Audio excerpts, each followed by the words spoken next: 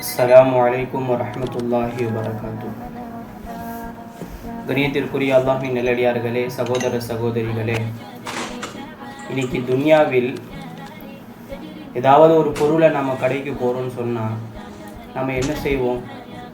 முக்கியமாக அந்த தராசை நாம் பார்ப்போம். அந்த கடைக்கார் வைத்திருக்கக்கூடிய தராசு, ஏன் நம்முடைய பொருள் சரியான முறையில் அவன் எடை போடுகிறாரா என்பதாக நாம் கணக்கிடுவோம். அதே மாதிரி தான் நாளை மறுமையில் அல்லாஹ் ஜல்ல ஷானுஹு வ தஆலா நம்முடைய நன்மைகளை அந்த தராசிலே எடை போடும்போது அல்லாஹ் குர்ஆனில் கூறுகின்றான், ஃபமை யஅமல் மிஸ்கால தர்ரத்தின் கைரன் யரா வமை யஅமல் மிஸ்கால தர்ரத்தின் ஷர்ரன் யரா. எங்கே என்னுடைய தீமைகள் அதிகமாகி நான் நரகத்திற்கு போயிடுவேனோ, எங்கே என்னுடைய நன்மைகள் எப்படியாவது என்னுடைய நன்மைகள் அதிகமாகி நான் சொர்க்கத்திற்கு போயிடணும் அப்படின்னு சொல்லி அவன் என்ன செய்வான்? ஒரு பதற்றமான நிலையில் நாளை மஹ்ஷர் மைதானத்தில் மனிதன் இருப்பான் என்பதாக அல்லாஹ் ஜல்ல ஷானுஹு வ தஆலா சொல்லக்கூடிய வார்த்தை.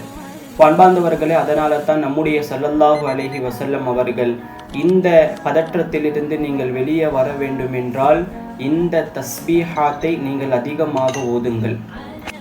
இந்த தஸ்பீஹாத்தை நீங்கள் ஓதுவதின் மூலமாக அல்லாஹ் ஜல்ல ஷானுஹு வ தஆலா உங்களுடைய தராசிலே நன்மைகளை மென்மேலும் கனப்படுத்துகின்றான். நன்மையால் ஒரு குவியலை போல வெறும் இந்த இரண்டு வார்த்தை தஸ்பீஹை அதிகமாக ஓதுவதின் மூலமா நாளை மறுமையில் உங்களுடைய தராசு கனமாகிறது என்பதாக ஸல்லல்லாஹு அலைஹி வஸல்லம் அவர்கள் சொல்லக்கூடிய வார்த்தை. அது என்ன தஸ்பீஹ்? ஸ்கிரீனில் தெரியக்கூடிய இந்த தஸ்பீஹ், அதாவது சுபஹானல்லாஹி வ பிஹம்திஹி சுபஹானல்லாஹில் அஸீம். வெறும் சிம்பிளான 2 வார்த்தை. ஆக அன்பார்ந்தவர்களே, இந்த தஸ்பீஹை அதிகமாக நாம் ஓதுவோம், மற்றவர்களுக்கும் நாம் சொல்லித் தருவோம். அல்லாஹ் ஜல்ல ஷானுஹு வ தஆலா இதன் மூலம் நாளை மறுமையிலே நம்முடைய நன்மைகளுடைய அந்த தராசில் அல்லாஹு தஆலா மென்மேலும் கனத்தை அதிகப்படுத்தி தந்தருள் புரிவானாக. ஆமீன். அஸ்ஸலாமு அலைக்கும் வரஹ்மத்துல்லாஹி வபரகாத்துஹு.